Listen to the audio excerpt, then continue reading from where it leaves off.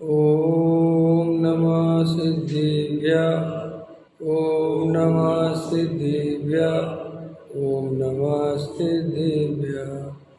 मंगलमय मंगलकरण वीतराग विज्ञान नमो तार जाते भई अरे अंतादिमा कर मंगल करे माँ ग्रंथ करण के काज जाति मिले समाज आवे निज शिवे उपाय करते प्रथम कारण मंगल रूप विघ्न विनाशक सुख करन नमो शुद्ध शिव भू संताप मानस जिनके गुणों के गान में मान मान विजरे हमारे। मोक्ष मार्ग प्रकाशक नौवां अधिकार तत्वार्थ साथ ही क्यों, इस पे अपनी चर्चा चल रही थी। पृष्ठ क्रमांक 318। फिर प्रश्न है, ये पीछे का हो गया ना सारा,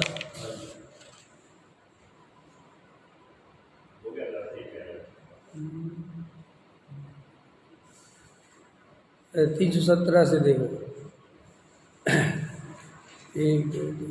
5वें पैराग्राफ से। इस प्रकार इन पांचों पर्यायों का श्रद्धान होने पर ही मोक्ष मार्ग होता है। 5 पर्याय कौन कौन सी हैं? आश्रव, बंध, संवरण, निर्जरा, मोक्ष। मूल में द्रव्य 2 है, जीव और अजीव, और पर्याय कितनी है? 5। देखो, इनको ना तो इस प्रकार इन 5 पर्यायों का श्रद्धान होने पर ही मोक्ष मार्ग होता है। इनको ना पहचाने तो मोक्ष की पहचान बिना उसका उपाय किस लिए करे? संवरण निर्जरा की पहचान बिना उनमें कैसे परिवर्तन करे? आश्रव बंध की पहचान बिना उनका नाश कैसे करे? इस प्रकार इन 5 पर्यायों का श्रद्धान न होने पर मोक्ष मार्ग नहीं होता है। इस प्रकार यद्यपि तत्वार्थ अनंत हैं, उनका सामान्य विशेष से अनेक प्रकार का प्ररूपण हो, परंतु यहाँ एक मोक्ष का ही प्रयोजन है। इसलिए 2 तो जाति अपेक्षा सामान्य तत्व और 5 पर्याय रूप विशेष तत्व मिलाकर 7 ही तत्व कहे हैं। इनके यथार्थ श्रद्धान के अधीन मोक्ष मार्ग है। इनके सिवा औरों का श्रद्धान हो या ना हो, या अन्यथा श्रद्धान हो, किसी के अधीन मोक्ष मार्ग नहीं है, ऐसा जानना। तथा कहीं पुण्य पाप सहित नव पदार्थ कहे हैं, सो पुण्य और पाप आश्रव आदि के ही विशेष हैं, इसलिए 7 तत्वों में गर्भित हुए हैं। अथवा पुण्य पाप का श्रद्धान होने पर पुण्य को मोक्ष मार्ग ना माने या स्वच्छंदी होकर पाप रूप ना प्रवृत्ते, इसलिए मोक्ष मार्ग में इनका श्रद्धान भी उपकारी जानकर 2 तत्व विशेष के विशेष मिलाकर 9 पदार्थ कहे हैं, तथा समय सार आदि में इनको 9 तत्व भी कहा गया है। देखो क्या कहते हैं। इस प्रकार ये 5 पर्यायों के श्रद्धान की जो बात कही ना, इनको ना पहचाने तो मोक्ष मार्ग, मोक्ष की पहचान बिना उसका उपाय किस लिए करे? ठीक है, अब अपने को देखना है, अपन जीव अजीव को पहचानते हैं कि नहीं? फिर अपन जीव अजीव को पहचानते हैं तो फिर आश्रव बंध को पहचानते हैं कि नहीं? फिर संवरण निर्जरा को पहचानते हैं कि नहीं? मोक्ष को पहचानते हैं कि नहीं? देखो, मैं जीव हूँ, शरीर आदि अजीव हैं, और ये जो अंदर मोह राग द्वेष के परिणाम उत्पन्न होते हैं, ये आश्रव है। अब इनमें सबकी पहचान करना आना चाहिए। आश्रव आश्रव रूप लगना चाहिए, अजीब अजीब रूप लगना चाहिए, जीव जीव रूप लगना चाहिए। फिर ये जो दया दान पूजा व्रतशील संयम हिंसा झूठ चोरी के परिणाम हैं, ये बंध के कारण है। ये जीव को बांधते हैं। बांधते हैं माने जीव को संसार में रखने के निमित्त हैं। और संवर निद्रा क्या है? संवर माने जब जीव अपने आत्मस्वरूप को पहचानता है, आत्मा का श्रद्धान करता है और आत्मा के स्वरूप के श्रद्धान पर उसको चौथे गुण स्थान से पांचवें छठवें जो उसकी वीतरागता बढ़ती है, उस राग देश मिटते हैं, कम होते हैं, उससे संवर तत्व प्रकट होता है। संवर प्रकट होने से उसके जो कर्मबंध हो रहा था, आश्रय हो रहा था, वो रुक जाता है। उसका नाम है संवर। तो एक द्रव्य संवर और एक भाव संवर। तो वीतराग भाव का रहना वो भाव संवर है, वो कर्मों का आना रुक जाना वो द्रव्य संवर है। ऐसे ही भाव आश्रव और द्रव्य आश्रव, ऐसे ही द्रव्य बंध और भाव बंध, ऐसे ही संवर निर्जरा, भाव निर्जरा और द्रव्य निर्जरा, ऐसे ही भाव मोक्ष और द्रव्य मोक्ष। तो हमें ये जो अंदर मोह राग देश के परिणाम होते हैं, जो दया दान पूजा भक्ति के परिणाम होते हैं, वास्तव में ये आश्रव हैं, ये दुख रूप हैं, ये मेरा स्वभाव नहीं है। ये अपन को निर्णय होना चाहिए। अगर अपना ये निर्णय नहीं है तो अपन के सात तत्व का श्रद्धान कमजोर है। ठीक है ना? तो अपन को सारी ताकत इस सात तत्व के श्रद्धान में लगानी चाहिए। क्योंकि टोडामल जी ने क्या लिख दिया? इनके अधीन मोक्ष मार्ग है और किसी के अधीन मोक्ष मार्ग नहीं है। अगर आपके सात तत्व का श्रद्धा नहीं है तो हमें कभी मोक्ष मार्ग नहीं हो सकता। और देखो शेर है ना, नरक का नारकी है ना, त्रियंच गति के जीव है, नरक के नारकी हैं, अजब देवगति वाले भी हैं, अथवा मनुष्य भी हैं। लेकिन त्रियंच और नरक का इसलिए ले रहे हैं कि वहाँ बहुत विपरीत संयोग हैं। अब शेर पूजा पाठ करने तो नहीं जा सकता, मंदिर तो नहीं जा सकता, जंगल में ही रहेगा, जो अवस्था है उसकी जैसी है, लेकिन उसको सम्यक दर्शन हो जाता है। और नरक गति का नारकी भी कहीं नहीं जा सकता और बहुत विपरीत परिस्थिति है, फिर भी सम्यक दर्शन हो जाता है, क्योंकि सम्यक दर्शन सात तत्व के अधीन है। ये तत्व श्रद्धान हो गया तो सम्यक दर्शन हो गया। दया दान पूजा भक्ति बाहर में कुछ करे नहीं करे, वो मोक्ष मार्ग के अधीन नहीं है। अब सिर कोई दया दान पूजा भक्ति कर सकता है क्या करे? नरक गति का नारकी जीव क्या करे? उल्टा नरक का नारकी तो मार काट मची है वहाँ पूरे टाइम, क्या करे? तो वहाँ कहते हैं कि उसे मैं आत्मा हूँ, ज्ञान स्वभावी जीव तत्व हूँ, ये शरीर में नहीं, वो श्रद्धान हो गया है। तो इस शरीर से भिन्न जो अंदर के त्रिकाली ज्ञायक भगवान आत्मा जो जानने देखने वाला है, वो ही मैं हूँ, ये श्रद्धान है ना। और ऐसे उसको अंदर जो परिणाम चलते हैं भूमिका के अनुसार, ये भाव मेरे नहीं है, ये मेरा स्वभाव नहीं है, मैं तो मात्र ज्ञाता दृष्टा हूँ, मैं किसी का कर्ता भोक्ता नहीं हूँ, ये श्रद्धान हो गया। और ये वीतराग भाव ही हितरूप है।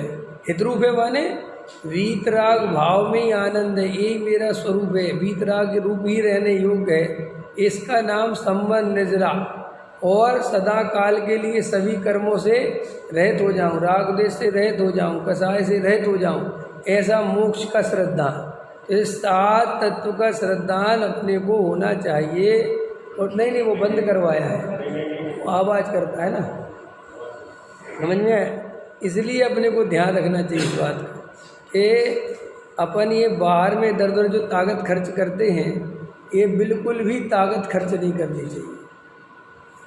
बिल्कुल शांति से जितनी पूजा हो जाए कर लो, जितनी भक्ति हो जाए कर लो, जितना दान सहजता से हो जाए कर लो, जितना त्याग व्रत सहजता से हो जाए कर लो।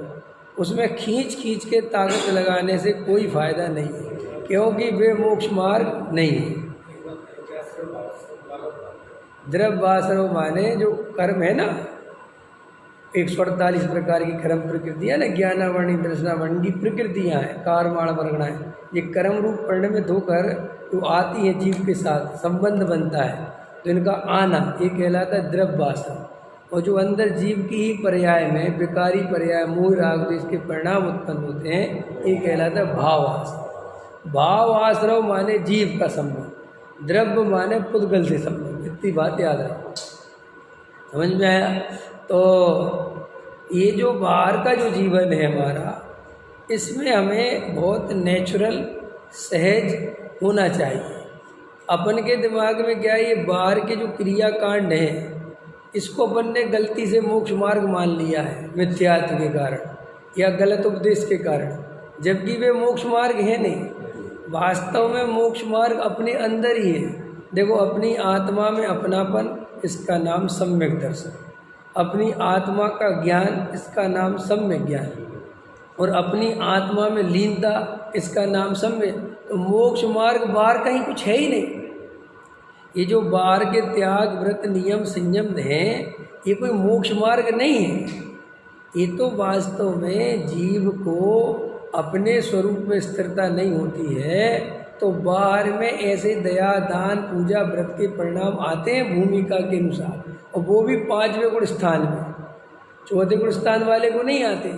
तो अभी तो अगर अपना 4था गुण स्थान नहीं है, अगर हमारा यथार्थ श्रद्धान नहीं है, तो हमें सारी ताकत यथार्थ श्रद्धान पर लगानी चाहिए, पूरी ताकत। माने हमें ये जो सामाजिक कर्तव्य हैं, इन्हें कर्तव्य ही समझ के करना चाहिए।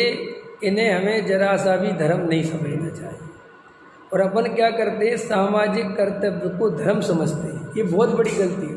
जैसे ये पूजा पाठ भक्ति है, ये जो मंदिर की व्यवस्था है, ये हमारे एक बाहर के सामाजिक सिस्टम है। इनमें हमारा कोई धर्म नहीं है। हमने जैसे भगवान का प्रक्षाल किया, हमने भगवान का अभिषेक किया, तो ये धर्म नहीं है बिल्कुल भी। ये तो वर्तमान काल में, पंचम काल में साक्षात जिनेन्द्र देव का अभाव है। और जिनेन्द्र देव के अभाव होने के कारण हमने जो एक कृत्रिम चैत्यालय बनाए हैं ताकि उनका स्मरण बना रहे। तो अब जब अपन प्रतिमा आदि बनाएंगे, तो भैया उसमें धूल धक्कड़ सब साफ सफाई ये करना पड़ेगा कि नहीं करना पड़ेगा? लेकिन अपन उसे धर्म मानने लग जाते हैं। अपन ऐसा मानने लग जाते हैं कि ये बहुत बड़ा धर्म है, जबकि वास्तव में वो धर्म नहीं है। वो एक आपकी जो बनाई हुई सामाजिक व्यवस्था है, वो उसका पार्ट है। जैसे अब ये दान है, दान क्या चीज़ है भाई? हम चाहते कि ये बच्चे पढ़ जाएं, तो धर्म की बातें सीख जाएं। हमने एक विद्यालय बनाया, आपने उसमें दान दे। दान धर्म कहाँ है? ये तो एक व्यवस्था है भाई। लेकिन अपन इसे इतना बड़ा धर्म मान के बैठ जाते हैं। और ये अपन की मजबूरी क्यों है वज्रसेन जी? इसलिए है कि अपन को लगता है कि अगर अपन ऐसी सच्चाई बोलते रहेंगे तो ये दान देगा कौन? हमारी प्रॉब्लम यहाँ से क्रिएट होती है। अगर हमें बोल देंगे पूजा पाठ प्रक्षाल से कुछ नहीं होता, तो सुबह उठ के आएगा कौन करने के लिए? समझ में आएगी? अब है समस्या है वास्तव में, इसमें भी कोई दो राय नहीं है, लेकिन ये भी समस्या स्वरूप में शामिल है। लेकिन अब अपने को तो मोक्ष मार्ग साधना है, तो अपन को तो ईमानदारी से समझना पड़ेगा। बाकी संसार जो है उसको चलाने के लिए जैसे निमित्त चाहिए वो वैसे निमित्त अवेलेबल रहते हैं। जैसे समझो 1000 आदमी है, अब एक उदाहरण के लिए ताकि आपको समझ आए, अब 1000 आदमी में से 5 आदमी को मोक्ष मार्ग मिलना है, उदाहरणता की समझ में आ जाए, और 995 आदमियों को मोक्ष मार्ग नहीं मिलना है। तो वे 995 आदमी कुछ करेंगे कि नहीं करेंगे? वे रहेंगे इस पृथ्वी पे कि नहीं रहेंगे? यहाँ सब रहेंगे। तो वो जैसे रहेंगे उनको वैसे उपदेश, वैसे निमित्त, वैसे काम मिलेंगे। और जिन 5 आदमियों को मोक्ष मार्ग में जाना है उनको वैसा उपदेश मिलेगा उसी मोहल्ले में। वे ऐसा गुरु पकड़ लेंगे जो उन्हें दया दान पूजा भक्ति व्रत संयम में लगा के रखेगा, उन्हें धर्म बना के रखेगा। करो करो, ये बहुत बड़ा धर्म है। और जिनको मोक्ष मार्ग में जाना है उनको ये दया दान पूजा भक्ति में धर्म नहीं है, ऐसा उपदेश सुनाने वाला गारंटी से मिल जाएगा।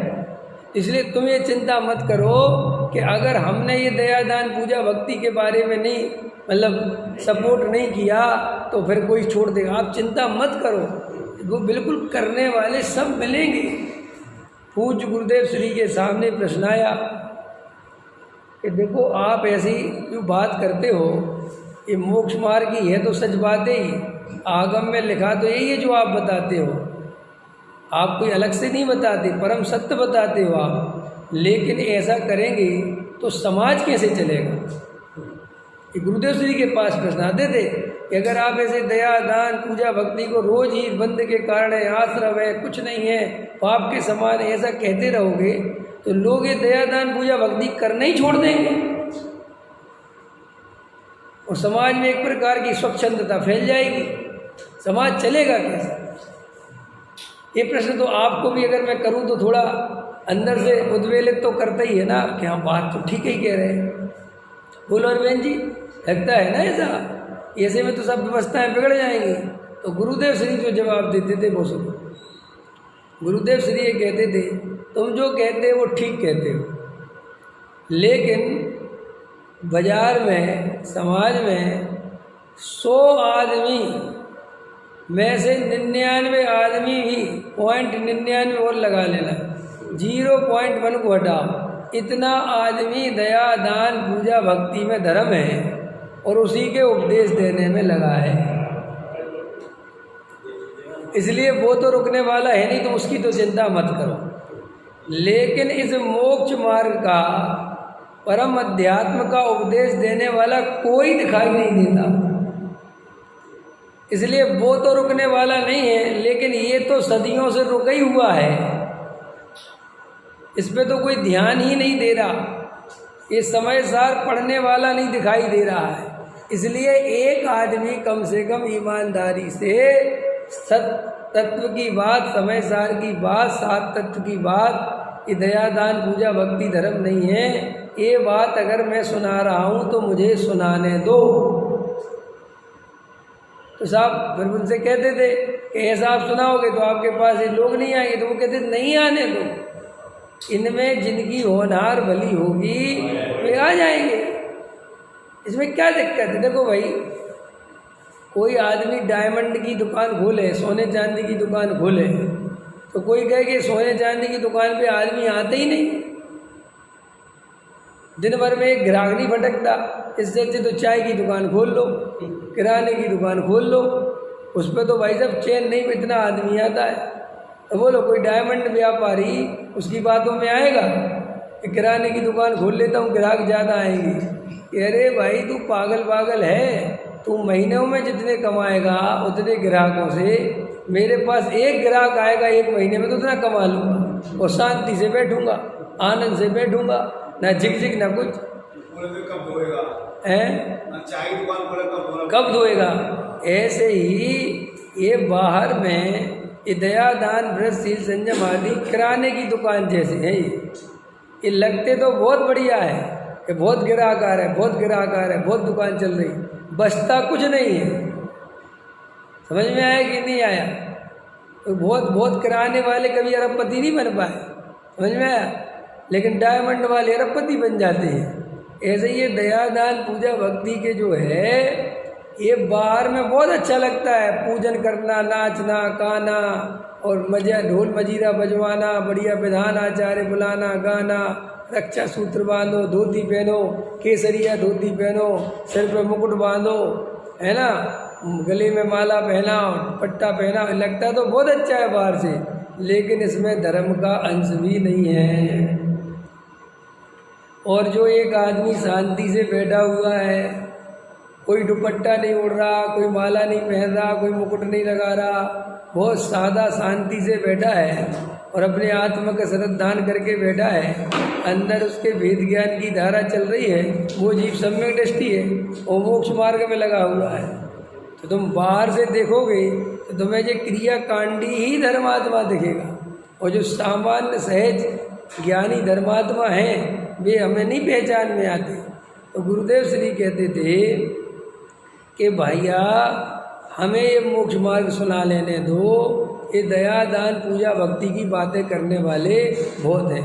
और देखो गुरुदेव श्री 45 वर्षों तक एक धारा में एक बात सुनाते रहे। और जो गुरुदेव श्री के करीबी थे, करीबी माने जो गुरुदेव के समकक्ष थे, जो गुरुदेव के साथ बैठते थे, जिनने डॉक्टर साहब जैसे बाबूजी हमारे युगल जी, हमारे भारल जी साहब है ना, और भी 2-4-10 पंडित विद्वान जिनको अपन जानते हैं, वे उसी टोन में मोक्ष मार्ग सुनाते रहे, क्योंकि उनको गुरुदेव का असर था, गुरुदेव की छाया थी, गुरुदेव को साक्षात उनने अनुभव किया था, देखा था, सुना था। लेकिन वो जो प्रश्न गुरुदेव श्री के सामने था, तो गुरुदेव तो 100 में से आधा % भी डिस्टर्ब नहीं हुए। लोग आके कहते रहे, उन्हें कोई फर्क नहीं पड़ा। लेकिन उनके बाद जो आने वाली पीढ़ी हुई, अगली पीढ़ी हुई, वो 100 में से 1-2% 2% तो प्रभावित हुई, और कुछ समाज के हिसाब से प्रभावना के नाम पर कुछ एडजस्टिंग बैठाई। लेकिन अब वो भाग्य से वो पीढ़ी भी गई, अब आ गई है तीसरी पीढ़ी। और तीसरी पीढ़ी को तो ना गुरुदेव की खबर है और ना गुरुदेव के शिष्यों की खबर है। उन्हें तो अब मात्र प्रचार प्रसार प्रभावना की खबर है। उन्हें तो पंडितियाई करनी है, कुल मिला के ये। उन्हें तत्व का श्रद्धांत तो करना है नहीं, ऐसा दिखाई देता है उनकी परिणति देखकर। समझ में आएगी उन्हें ना। अभी मैं सागर में था, किया था मैंने सागर वाला प्रवचन, सुना हो तो बहुत तीखा, तो थोड़ा तीखा प्रवचन था वो, समझ में आया ना। तो वहाँ पर मिले थे सब, बहुत पंडित विद्वान मिले थे। तो मुझे कोई कहता है ये तो तीखी मिर्ची है, कोई कहता है ये तो क्रांतिकारी है, कोई कहता है ये तो बहुत खतरनाक है, कोई कहता है इससे दूर रहो।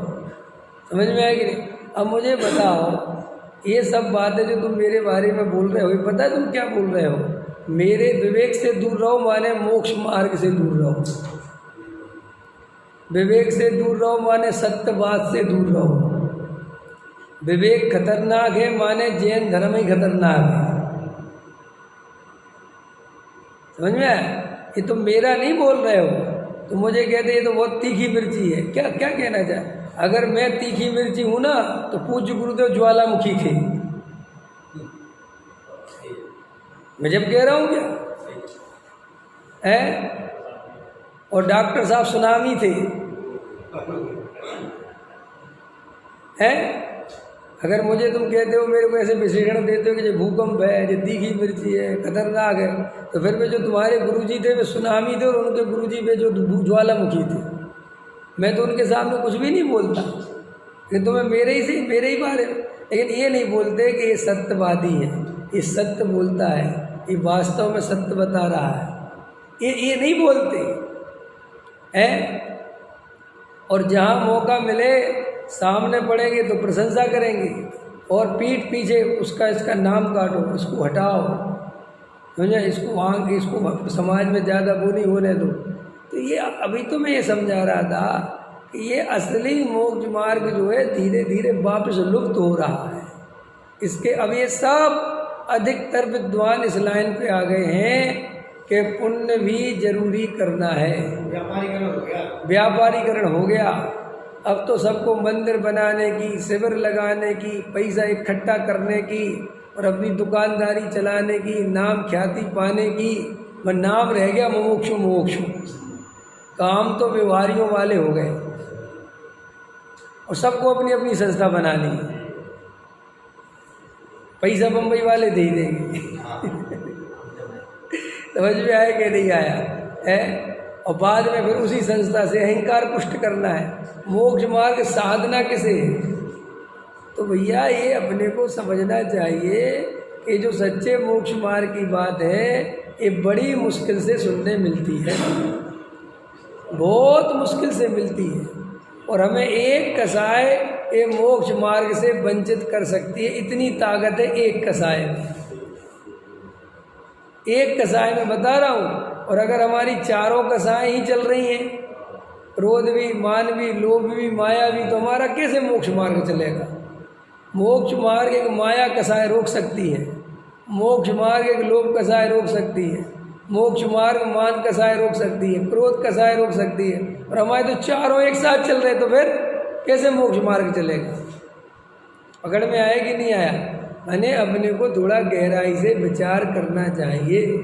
तो पूज्य गुरुदेव श्री के सामने बातें आती थी कि समाज का क्या होगा, तो भाई पूज्य गुरुदेव श्री कह रहे समाज का छोड़, तू अपना बता कि तेरा क्या होगा। समाज का कभी कुछ होता ही नहीं है। समाज तो जहाँ है वो वहीं रहता है। समाज का अर्थ ही है जिसका कहीं कुछ नहीं होना है। समझ में? होना तो मेरा है। आपके घर में आग लगेगी तो समाज में आग लगेगी, आपके घर में आग लगेगी? बोलो। आप कहोगे जैन समाज में आग लग गई जी, हैं जैन समाज में आग लग गई? जैन समाज में कैसी आग लग सकती है? किसी के घर में लगी होगी। तो वहाँ तो अपना समझ में आता है और धर्म समाज का समझ में आता है।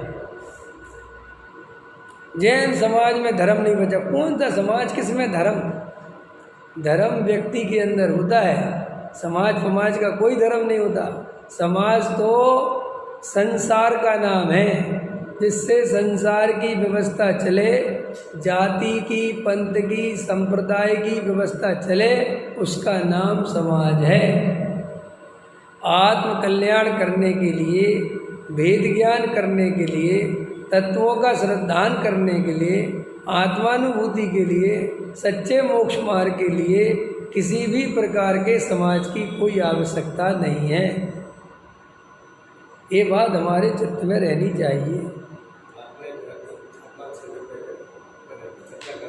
हाँ हाँ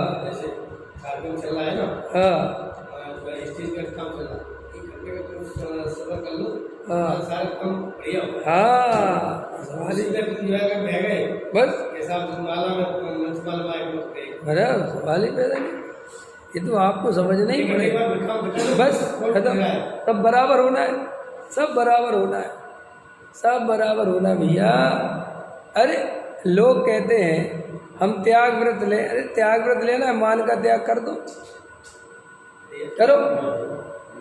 मान से कोई तुम्हारे शरीर का पोषण नहीं होता। हरि की तो जरूरत है शरीर को, मान की बिल्कुल जरूरत नहीं है। करो मान का त्याग, करो पदों का त्याग, समझ में? करो परिग्रह का त्याग, करो मोबाइल का त्याग, करो राजनीति का त्याग, करो सामाजिक बहिष्कार, करो करो। मैं जरा सी हरी छोड़ दी, केला छोड़ दी, बहुत बड़ा धर्म हो गया। इसको ऐसा मानता पता नहीं क्या छोड़ दिया। और फिर वो केला ही छोड़ के मान का पोषण करता है कि मैंने केले का त्याग किया है। ऐसे ही करते कि नहीं करते? त्याग का कितना अहंकार रहता है, त्याग का इतना अहंकार रहता है भाई साहब। आप कल्पना, अभी थोड़ी सी आप 2-4 ऊट पटांग नियम ले लो, पूरे संसार में प्रसिद्ध होने में देर नहीं लगेगी। समझ में? अभी कह दो विवेक जी ने जिंदगी भर के लिए नमक और तेल का त्याग कर दिया, घी का त्याग कर दिया। प्रवचनों से तो जब जब प्रसिद्ध होऊंगा, नहीं भी होऊंगा, लेकिन नमक तेल घी का त्याग कर दिया और साथ में बोल दिया कुएं का पानी पीऊँगा, और साथ में बोल दिया एक ही बार खाऊँगा और खड़े खड़े खाऊँगा, और जितनी देर 2-4 कोरी खाऊँगा। अब देखो अभी जगत में दर्शन करने आ जाएगा लोग। हाँ, ये हमारे भारत देश की स्थिति है। यहाँ पे आज भी ये पागलपन बंद नहीं होता है। यहाँ पे मूर्खों को पूजने की इतनी आदत पड़ी है, और ये मूर्ख दिन पे दिन बढ़ते ही चले जाते हैं, क्योंकि हम नमस्कार ही पागलपन को देते हैं। कोई आदमी सिर के बल चलने लगे तो हम खड़े होके देखेंगे। पैर से चलता है ये हमें कोई नहीं लगता है, सिर से चले और देखो वो आदमी सिर से चल रहा। ये जैसे ऊट पटांग क्रिया कांड करो, अरे सिर चलने के लिए दिया है कि पैर? और वो सिर से चल रहा तो उल्टा चल रहा है, प्रकृति के विरुद्ध के नहीं। ऐसे हम धर्म के नाम पर उल्टी सीधी क्रियाएं करें। कोई साहब बिना प्रेस के कपड़े पहनता है, वो महान हो जाता है। कोई आदमी बाल छोटे छोटे रख लेता है, वो महान हो जाता है। ये क्या तुम्हारी महानता के लक्षण ये कैसे बना लिए तुम? इसलिए बहुत सारे लोग जिनको पागल खाने में भर्ती होना था वे पुज रहे हैं।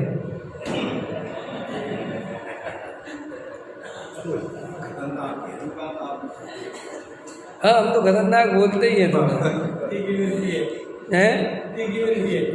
हकीकत बता रहा हूँ मैं, सच्ची बात बता रहा हूँ। जिन्हें अगर डॉक्टरों के पास दिखाया जाए तो वो कहेंगे मेंटली डिस्टर्ब हैं। जिन्हें तुम पूज्यता देते फिरते हो, इस संसार के सारे जीव, तुम्हारी बात नहीं, सारा ही संसार ऐसा है। क्योंकि जो प्रकृति के विरुद्ध चले वो काय का धार्मिक आदमी। नेचुरल रहना चाहिए ना मनुष्य हो तो। अननेचुरल जिंदगी जीना, ऊट पटांग जिंदगी जीना, ये तो पागलों के लक्षण है, धार्मिक होने के लक्षण थोड़ी हो सकते हैं। लेकिन अपन तो ऐसे ही आदमी को धार्मिक मानते भी, अपने अंदर बैठी हुई है मान्यता, क्या कर सकते हैं।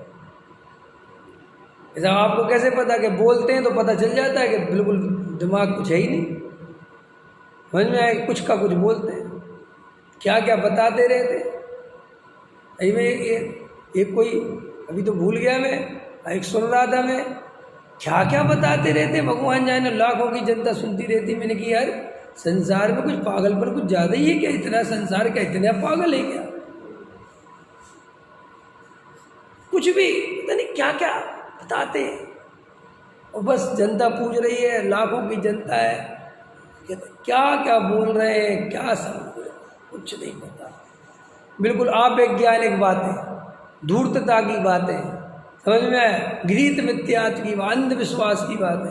अभी अपने देश में नेहरू जी मर गए अंधविश्वास को मिटाते मिटाते। भैया अंधविश्वास कम करो वरना तरक्की नहीं हो पाएगी, पढ़ो लिखो, है ना, अस्पताल बनाओ, एम्स बनाओ, ये सब नेहरू जी की सोच थी। हमारे देश में तो पता क्या था, काला धागा बांध दो, भूरा धागा बांध दो, झाड़ फूक करवा लो, और मरते रहते थे लोग बेचारे, क्योंकि अपन को कुछ पता ही नहीं था। झाड़ फूक इतना हावी हो गया।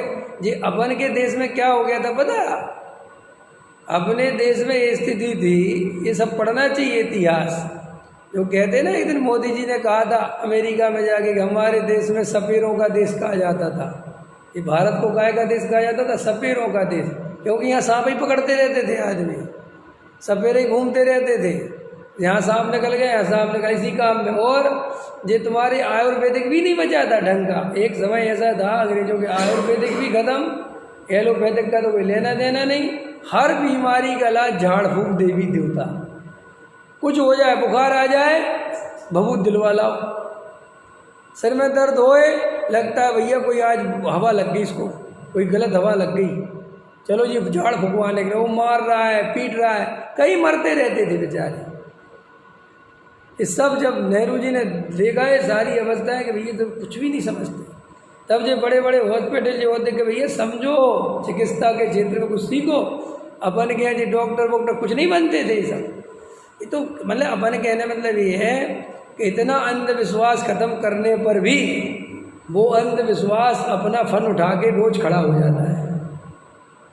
इतना आधुनिकीकरण होने पर भी आज भी लाखों की जनता, करोड़ों की जनता अंधविश्वासी संत साधुओं को, गृहीत मिथ्या दृष्टियों को सुनती रहती है, पैर धो के पीती रहती है।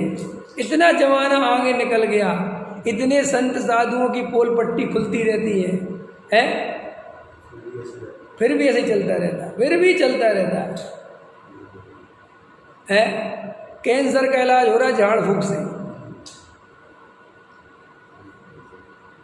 और वो अभी एक है, वो महाराज है ना, प्रेमानंद महाराज, वो बहुत अच्छा बोलते हैं। वो हैं तो उनके हिंदू साधु हैं, लेकिन वो इतना बढ़िया बोलते, कहते सब झूठ बोल रहे हैं, सब धूर्त बताते हैं, ये झाड़ फूक से बीमारियां कभी दूर नहीं होती। कहते मेरी किडनी खराब है, लाओ कोई हिंदुस्तान में कोई साधु जो मेरी किडनी सही कर दे, मैं देखता हूँ कौन है। कह रहे मैं खुद इतना बड़ा साधु हूँ, रोज मुझे एनालिसिस कराना पड़ता है, खुद ईमानदार है, बहुत बढ़िया बोलते हैं वो। हाँ, रहमत दाढ़ी रखते हैं। कि आदमी के अंदर इतनी जागृति नहीं है। मैंने एक तरफ वो उन महाराज को भी सुन रहे हैं जो इतना सत्य बता रहे हैं, और दूसरे ही दरवाजे से उस साधु के पास भी चले जा रहे हैं जो महागृहीत मिथ्यात्व का सेवन करा रहा है। तो इसका मतलब क्या है? इसका मतलब ये है कि श्रोता के बुद्धि का दिवालियापन है, बेहोश है, कुछ होश नहीं है, कौन क्या बोल रहा है। हमारे अपने यहीं पे देखो ना, लोग ये बातें भी सुन लेते हैं और मेरी पीठ थपथपा देते हैं कि आप बिल्कुल सही बोल रहे हो, एकदम सही बता रहे हो, और अगले दिन पे कहीं और बैठे भी मिल जाते हैं। उनसे कहो यहाँ कैसे आ गए तुम? आ गए थे, ऐसे ही आ गए थे, भी तो धर्म ही बता रहे। कल तो कह रहे थे आप ही सही बता रहे हो। हाँ, वो आप अलग बताते हो, ये अलग बताते हो। ऐसे मतलब हमारा देखा जीवन कैसा है, बिल्कुल दो कौड़ी का जीवन। तो देखो भाई, थोड़ा सावधान हो, समझो वस्तु स्वरूप। बड़े भाग्य से अपने को एक चेतना तत्व मिला है, समझने की बात मिली है, ज्ञान को जागृत करो। ये दया दान पूजा भक्ति समाज, इनका क्या होगा, ये व्यर्थ की बातें हैं। मेरा क्या होगा अगर मैंने आत्मा का अनुभव नहीं किया, मैंने वेद ज्ञान नहीं किया, मैंने तत्व निर्णय नहीं किया, तो मेरा क्या होगा ये सोचो बस। किसका क्या होगा ये क्या मेरी जिम्मेदारी है? और गारंटी से तुम्हारे सोचने से किसी का कुछ नहीं होगा। जिसका जो होना है वो होगा। अच्छा बताओ, ये पंचम काल में क्या होगा? क्या होगा? जाके महावीर से पूछे, वो बता देंगे, एक दिन का बता देंगे कि क्या क्या होगा। ले आओ, जाओ हिसाब ले आओ। नहीं बताएंगे तो वे जो बताएंगे वही होगा कि तुम्हारे सोचने से कुछ होगा। अपना मोक्ष मार्ग साधो। एक महावीर भगवान को एक विकल्प नहीं है पंचम काल का, बताओ है कोई चिंता है? और चाचा एक बात बताओ, महावीर भगवान को तो जाए हुए समय भी ज़्यादा नहीं हुआ, 2500 वर्ष है ना, 2600 वर्ष है ना। तो महावीर भगवान जब यहाँ आए थे, जन्म हुआ जब उनको, और जब स्वधर्मेंद्र उनके पास आते होंगे तो उनको नहीं पता था कि अब कुछ समय बाद यहाँ पंचम काल लगने वाला है। पता होगा कि नहीं नरेश जी? हैं? पता था। और उनको ये भी पता होगा ना कि महाघृत में ख्यात बढ़ेगा, कुगरू पैदा होंगे, सब पता था ना उनको। हाँ, तो मेरा प्रश्न है, महावीर ने कुछ क्यों नहीं किया? आगे की सोच के कोई व्यवस्था क्यों नहीं बनाई? क्यों नहीं बनाई? पार्श्वनाथ से लेके दिल्ली तीर्थंकर किसी ने कुछ क्यों नहीं बनाया?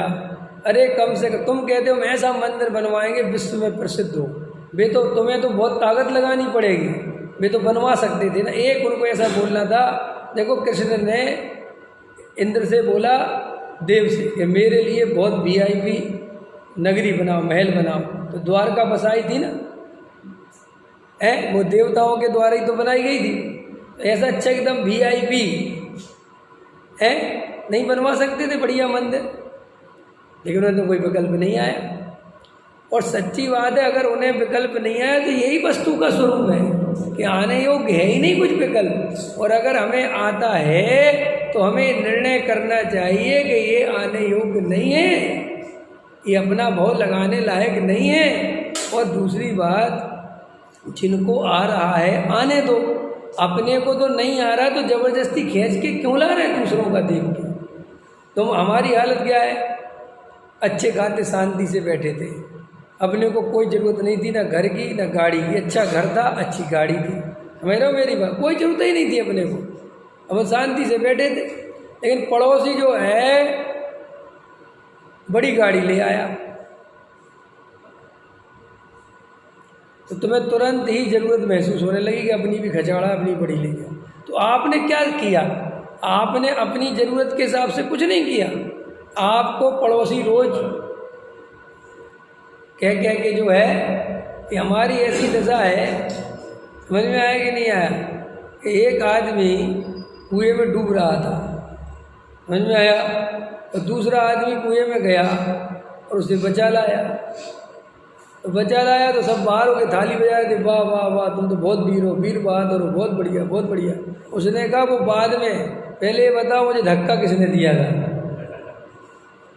पहले वो बचाने जाना नहीं चाह रहा था, किसी ने धक्का दे दिया उसे। ऐसे ही हमारी हालत है, हमें रोज दूसरे धक्का दे रहे हैं, हम खुद नहीं कुछ कर रहे हैं। कभी पड़ोसी धक्का दे रहा है, कभी पत्नी धक्का दे रही है, कभी बेटा धक्का दे रहा है, कभी कोई धक्का दे रहा है। ऐसे मोक्ष मार्ग में हम जाना नहीं चाहते, धक्के दे दे के भेजे जा रहे हैं, चल रहे चल मोक्ष मार्ग में चल।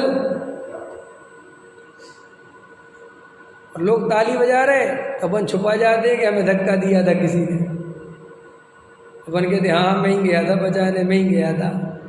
समझ में आया कि नहीं आया? ऐसे हमारे त्याग व्रत है, सब लोग करने लगे तो अपन भी करने लगते हैं, है ना?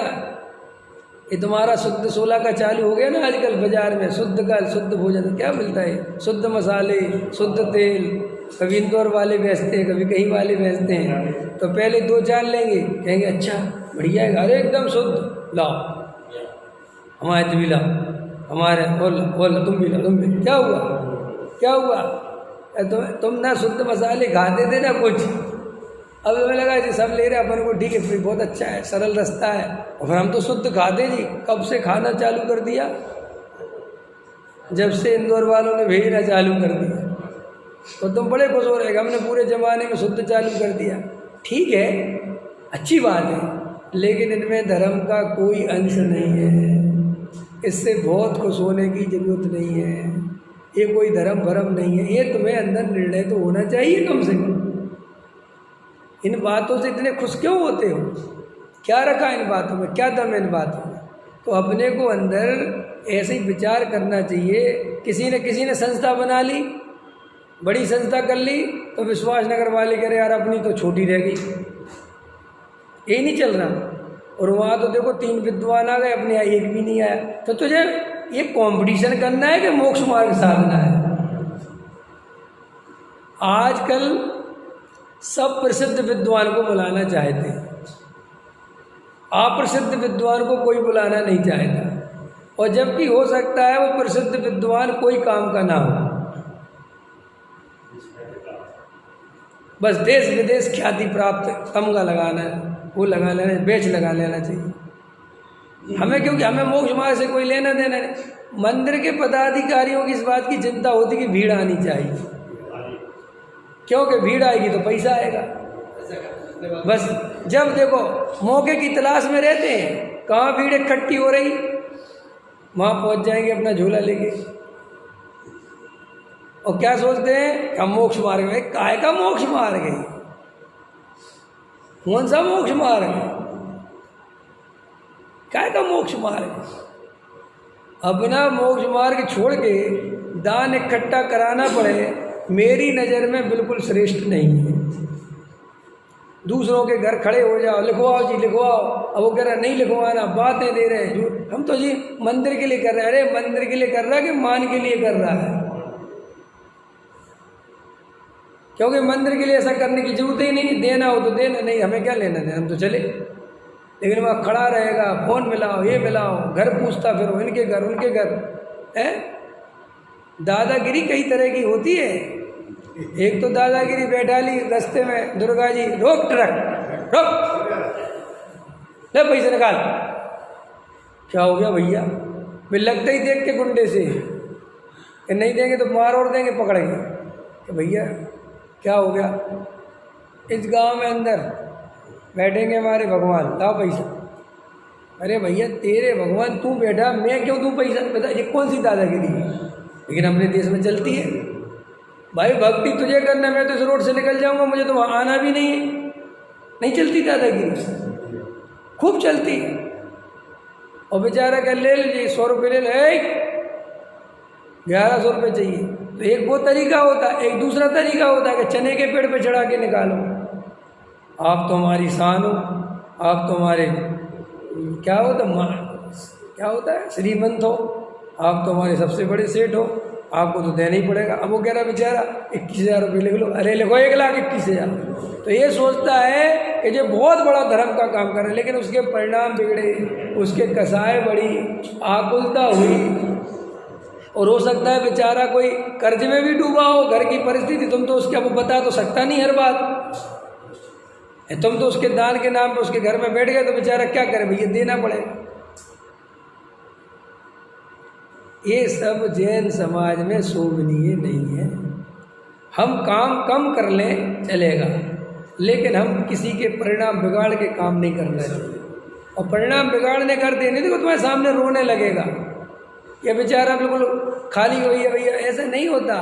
जीव बेचारे अपनी जो मान प्रतिष्ठा बचाने के चक्कर में दे देते हैं, ले लो भैया, और अंदर बेचारे दुखी होते हैं। और अपन जानते क्योंकि जो हंस के दे, दान दे मन खुश होके दे, आनंदित होके दे। तुम कह रहे कि भैया दान, और वो कह रहा लिखो 31,000, अरे तुम कह रहे नहीं 11,000 दे। अरे भाई साहब लिखो ना यार, जो तो मजा आवे बात है। लेकिन अपन जो व्यापारीकरण करते जा रहे धर्म का, पदों का, व्यवस्थाओं का, पंडितों का व्यापारीकरण हो रहा है, नहीं हो रहा है, सब व्यापारीकरण चल रहा है। ये पंडित 31,000 लेंगे, ये पंडित 51,000 लेंगे, ये महाराज का चौमासा 10 करोड़ का होगा, ये महाराजा का चौमासा 5 करोड़ का होगा। ये चल रहा है। ऐसी समाज है हमारी। एक महाराज बैठे हैं, उनको कोई लेने को तैयार नहीं है, उनका कोई चौमासा करने को तैयार नहीं है। और एक दूसरे जो प्रसिद्ध महाराज हैं, सब जगह से हमारे यहाँ करो, वगैरह हमारे यहाँ करो, वगैरह हमारे यहाँ करो, वगैरह हमारे यहाँ करो।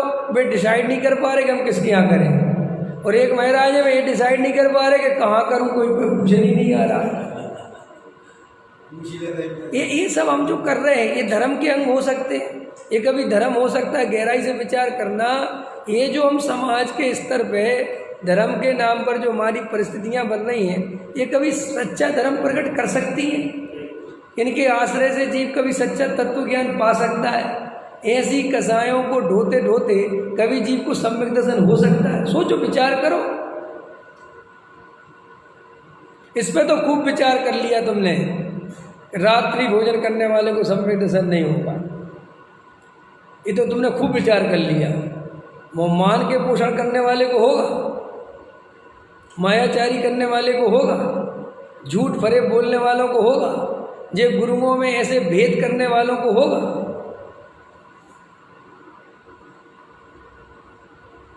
अरे जिन शासन में तो सभी मुनिराज हमारे लिए परम पूज्य हैं। हमारे लिए मुनिराज छोटे बड़े नहीं होते, समझ में? हमारे सब मुनिराज मुनिराज हैं। लेकिन जिनकी नाम ख्याति प्राप्त हो वो बड़े। अरे भैया, ये अपने जीवन में ये जो सामाजिक व्यवस्था है, इसको जो मैं इस पर कमेंट्स नहीं कर रहा, मैं आपको इस पर कमेंट्स कर रहा हूँ कि आप इन चीज़ों से बचो। इसमें कोई धर्म नहीं है। मुझे तो आपके लिए बोल रहा हूँ। वो तो देखो, वहाँ तो कोई सुधरने वाला है नहीं, संसार तो ऐसे ही चलेगा। लेकिन अपने को अगर मोक्ष मार्ग चाहिए है तो इस व्यवस्था से बचो, इसमें लगो मत, दूर रहो और आत्म कल्याण के लिए अंदर आगे बढ़ो। आत्म कल्याण अंदर है, बाहर में नहीं है। ये बात अपने को अंदर से पक्की होनी चाहिए, मजबूत होनी चाहिए। ये बाहर में अपने जीवन को मत गवाओ भाई। कम से कम धर्म के नाम पर तो बिल्कुल मत गवाओ। धर्म तुम्हें करना हो तो धर्म अंदर है।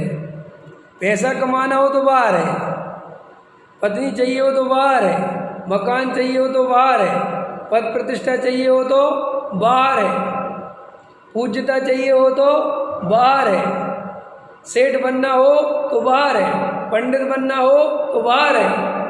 लेकिन सम्यक दृष्टि धर्मात्मा बनना हो तो सब अंदर है। अब आप विचार करिए कि आपको सेठ बनना है या सम्यक दृष्टि बनना है। अगर सेठ बनना है तो सेठ बनो, और सम्यक दृष्टि बनना है तो सम्यक दृष्टि बनो। लेकिन जो रास्ता बाहर की तरफ जाता है उससे तुम धर्म मानते हो, इससे तो मिथ्यात्व पुष्ट होता है। पुजारी बनना हो बाहर जाओ, भगवान की पूजा करनी हो बाहर जाओ, सम्य शिखर का पहाड़ चढ़ना हो बैठो राजधानी में पहुंचो सम्य शिखर। लेकिन वे मोक्ष मार्ग केवल और केवल अपनी आत्मा के आश्रय से प्रकट होता है। अपने त्रिकाली ध्रुव ज्ञायक भगवान आत्मा को पहचानना, जानना, उसमें अपनापन करना, उसी में रम जाना, यही मोक्ष मार्ग है। और कोई दुनिया में दूसरा मोक्ष मार्ग नहीं है। और वो मेरी आत्मा के आश्रय से होगा, आपकी आत्मा के आश्रय से कुछ होने वाला। और मैं आपकी आत्मा का आश्रय तो क्या, उसे देख भी नहीं सकता। मैं तो अपनी ही आत्मा को देख सकता हूँ। और यही बहुत अच्छा है कि अपनी आत्मा को देखना मोक्ष मार्ग है। दूसरे की आत्मा दिखती भी नहीं और उसको देखने से कुछ होता भी नहीं। कितना बढ़िया है स्वरूप, बताओ कितना आनंद है। देखो, शरीर पराधीन है। इस शरीर कैसा है? पराधीन नहीं है, कर्माधीन नहीं है। कि क्यों? कि भाई अभी ये शरीर है मेरा, अब इसमें रोग आ जाए तो ये मेरे अधीन है कि कर्माधीन है? और देखो गजब की बात, शरीर कर्माधीन है और शरीर के आश्रय से मोक्ष मार्ग नहीं होता। और आत्मा के आश्रय से मोक्ष मार्ग होता है। और आत्मा स्वाधीन है, उस पर किसी कर्म का असर नहीं होता। तो सारी प्रकृति तुम्हारे अनुकूल ही तो है। जहाँ गर्मी नहीं लगती वहाँ मोक्ष मार्ग है, जहाँ गर्मी लगती है वहाँ मोक्ष मार्ग है। कितना बढ़िया है। टेम्परेचर आत्मा का बढ़ता है कि शरीर का? और वेद ज्ञान करे तो उसी गर्मी में आत्मा देख ले, उसमें क्या दम है? और अगर ये शरीर ही आत्मा होता तो फिर तो कर्माधीन व्यवस्था थी भाई। ये वृत्तिशील संयम आदि मोक्ष मार्ग है नहीं और ये स्वाधीन है नहीं। ये वृत्तिशील संयम जो है ये कर्माधीन है। ये तो जीव की कसाय की मंदता हो, उदय की तीव्रता नहीं हो तो हो जाता है। मुनिराज जब भोजन करने निकलते हैं तो संजुलन की तीव्रता होती तब आता है उनको विकल्प भोजन करने का। और संजुलन कसाय मंद हो तो अपने स्वरूप में रहते हैं, भोजन करने का विकल्प नहीं आता। शास्त्र लिखने का भाव कसाय की तीव्रता में आता है, मंदता में नहीं। ऐसे अपन भी जो पूजा पाठ भक्ति करते सब करते हैं, ये कोई धर्म नहीं है, ये मोक्ष मार्ग नहीं है, ये तो कसाय की मंदता से होते। इसमें जीव का क्या है? ये पूजा पाठ भक्ति मोक्ष मार्ग है नहीं और पराधीन है। आज हो रही है, कल पैर टूट जाए तो नहीं होगी। लेकिन आत्मा आज भी पूरा का पूरा, और पैर हाथ टूट जाए तब भी पूरा का पूरा, पलंग पे पड़े रहे तो भी पूरा का पूरा। अरे आवाज़ निकलना बंद हो जाए, बोलना बंद हो जाए तो भी मैं पूरा का पूरा। इसलिए अपने अंतरंग में जो अपना ज्ञायक भगवान आत्मा है उसकी खबर लो, उसकी अनुभूति लो। ये बाहर की व्यवस्थाएं अपने अधीन नहीं, इनके कर्ता धर्तापन। तो सच्चा मोक्ष मार्ग जिन्हें साधना हो उन्हें अपनी आत्मा की ओर ध्यान देना चाहिए। ये बाहर में जो जीवन है इनकी बहुत व्याख्या करने का कोई फायदा नहीं है, कोई फायदा ही नहीं है। अगर आत्मा को पहचानेगा तो बाहर के जीवन में जो व्यवस्था बननी है वो गारंटी से बिल्कुल वैसी बनेगी। देखो टोडामल जी साहब ने बहुत अच्छा लिखा इसके लिए कि भाई किसी को पुत्र चाहिए हो तो क्या करना चाहिए। लिखा है टोडामल जी ने कि उसे शादी करनी चाहिए। कि शादी करने के बाद क्या करना चाहिए कि भैया उसको काम सेवन करना चाहिए। कि फिर क्या करना है कि फिर कुछ नहीं करना चाहिए। कि फिर कि भाई वो जो होना है सो होगा। फिर इतना घटित किया गया कि वो तो फिर जो होना है वो बालक होना है कि पुत्री होनी, फिर तुम्हारे हाथ में कुछ नहीं है, तुम उसमें बिल्कुल दिमाग मत लगाओ। ऐसे ही तुम तो अपनी आत्मा की साधना में लगो, बाहर में उपवास करें कि नहीं करें। अरे भैया वो होने योग होगा तो होगा, क्या करना उसमें, क्या करना। तुम तो शांति से वस्तु का स्वरूप जैसा है वैसा समझो, ईमानदारी से। अपनी डेढ़ बुद्धि लगानी क्यों? जो राग आए तो उसे जानना कि देखो भी आ रहा है, और जब आना बंद हो जाए तो जानना कि अब नहीं आ रहा है। लेकिन तुम अपनी दृष्टि त्रिकाली ध्रुव पर रखना, ये तुम्हारा काम है। देखो लड़की की शादी हो गए और वो अपनी माँ से बार बार पूछे कि मम्मी जब माँ बनूंगी तो क्या क्या करना पड़ेगा, बच्चे को कैसे पालना पड़ेगा। अम्मा अच्छा बता, माँ क्या बताएगी? माँ एक ही बात बोलेगी कि जब बनोगी तब बात करना क्या करना है। नहीं बताओ, मैं तभी करूँगी बच्चा, वरना मेरे से नहीं पला तो मैं तो नहीं करूँगी। कि भाई साहब इस प्रश्न का जवाब बिल्कुल दुनिया में नहीं दिया जा सकता। लेकिन अपन ये प्रश्न धर्म के नाम पर हमेशा कर रहे हैं कि ऐसी कठिन क्रिया कैसे पलेगी अभ्यास के बिना। साधु की क्रिया बिना अभ्यास के कैसे पलेगी? इसलिए हम तो पहले ही से अभ्यास करने लगे हैं, जब साधु बनेंगे तब की तब से देखेंगे। हम अभी से उपवास करने लगे। ऐसे लोग हैं दुनिया में, वे कहते हैं हम बीच बीच में मुनिराज बनना है ना तो उसी की तैयारी कर रहे हैं। तो वे मुनिराज बनने की तैयारी में क्या करते हैं? क्रिया। आत्मा की तैयारी नहीं करते, गुण स्थान बढ़ाने की नहीं सोचते, आत्मानुभूति शुद्धोपयोग में नहीं लगते। काय में लगते हैं कि मुनिराज एक बार भोजन करते हैं, कल से मैं भी एक बार भोजन करूँगा। मुनिराज एक करवट सोते हैं, कल से मैं भी एक करवट सोऊंगा। मुनिराज ईर्ष्या समिति पूर्वक चलते हैं, मैं भी ईर्ष्या समिति पूर्वक चलूँगा। मुनिराज ऐसे उठते बैठते हैं, मुनिराज ऐसे रहते हैं, मैं भी ऐसे। मुनिराज गर्मी सहते हैं। क्या सहते हैं मुनिराज? देखे नहीं तुमने मुनिराजों के चित्र? अरे ये पंखा चला के बैठ जाते हो, कितने जीव मरते हैं, शर्म नहीं आती तुम लोगों को? कुछ शर्म करो, काहे के मोक्षु भैया, ये पंखा चला के बैठ जाते हो। सही कह रहे, समझ में आया? पंखा बंद करो। हमारे मुनिराज सह सकते? अरे ऐसा जैन धर्म नहीं है कि कोई सह सकता है तो तुम भी सह लो। इस सहने का नाम धर्म थोड़ा ही है। हमने महिलाओं को सीता के उदाहरण दे दे के, समझ आया? सीता तो नहीं बनी, उनका जीवन नरक जरूर बना दिया। पति परमेश्वर होते हैं, काहे के परमेश्वर होते हैं भाई? तुम भी जीव हो, वे भी जीव है, कोई किसी का स्वामी नहीं है। लेकिन अत्याचार करना है ना, असली बात है, कोई सीता कैसे बन सकता है? उसके लिए पहले से अंदर से वो सीता होनी भी तो चाहिए। मैं राम कैसे बन सकता हूँ भाई? राम होना भी तो चाहिए। कि नहीं, राम ने अपनी पत्नी का हत्या कर दिया, राम ने कर दिया था भाई, मैं कहाँ से कर दूँ? कर दो तुम भी। अरे ऐसे नहीं होता। ऐसे अपन क्या करते हैं, मुनिराज ऐसे चलते हैं। अरे तो मुनिराज की भूमिका है, अब वो मुनिराज की भूमिका जब मेरे अंदर आएगी तो मेरे साथ भी होगा। अब मुनिराज जब मेरी अभी है ही नहीं अवस्था, तो मैं मुनिराज जैसा जीवन कैसे जी सकता हूँ?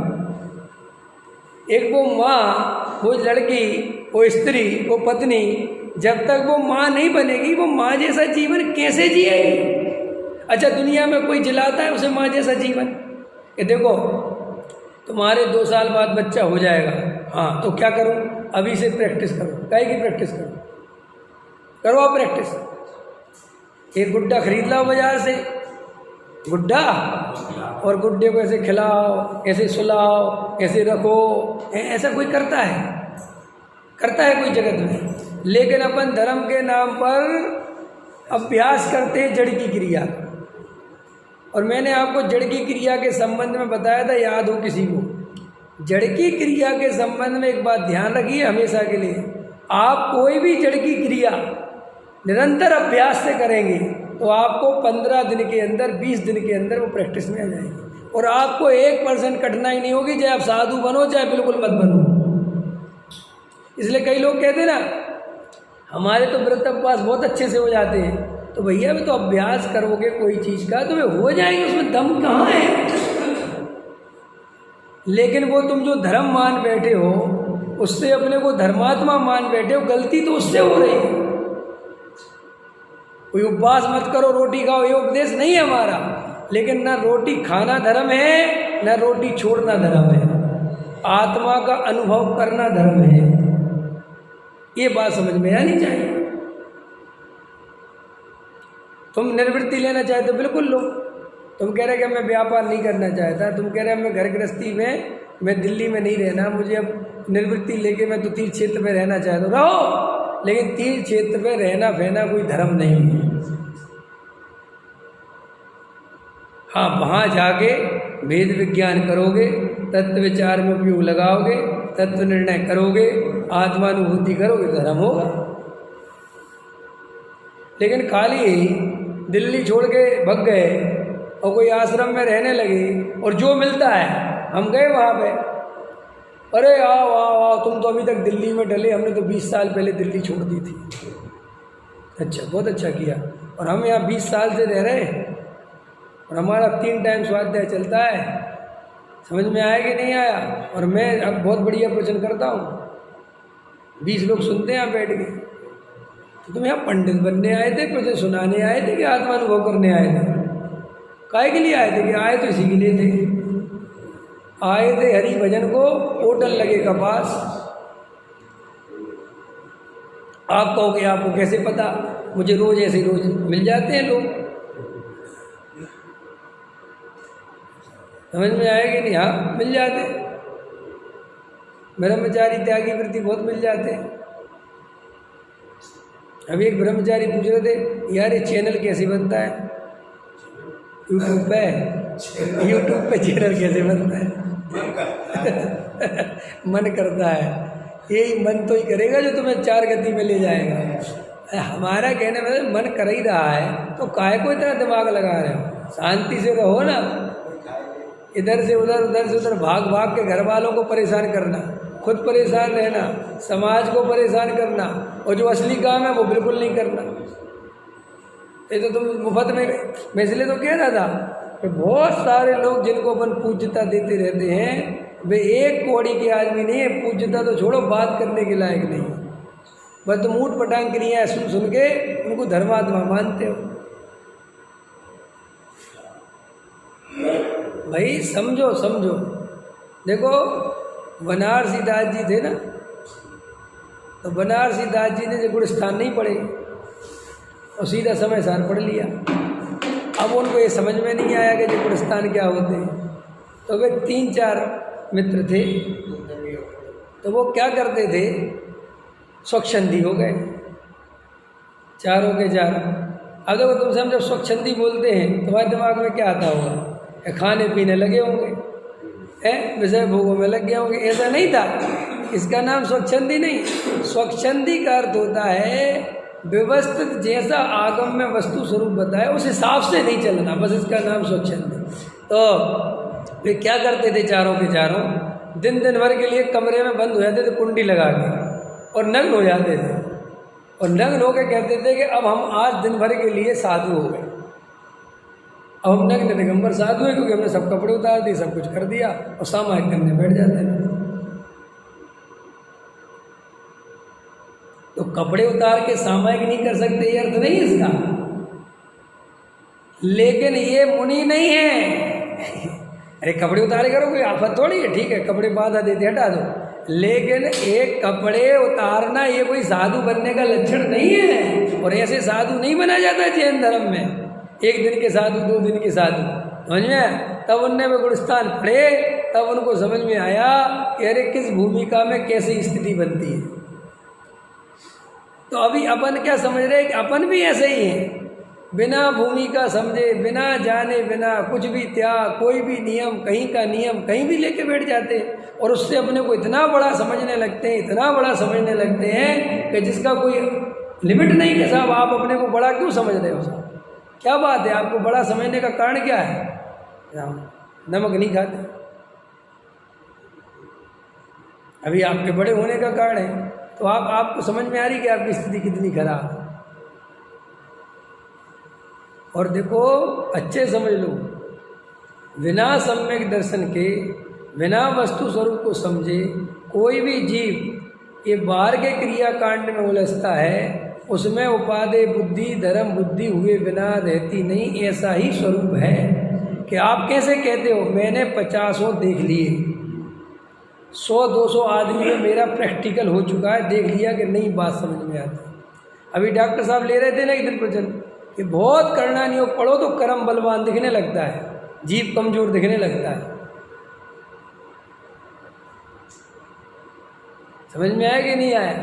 ये बहुत तीर्थंकर जिनके पढ़ो, ये महापुरुषों के जीवन, ये प्रतिमा नहीं हो तो ऐसा लगता है जैसे मोक्ष मार्ग बहुत कठिन हो।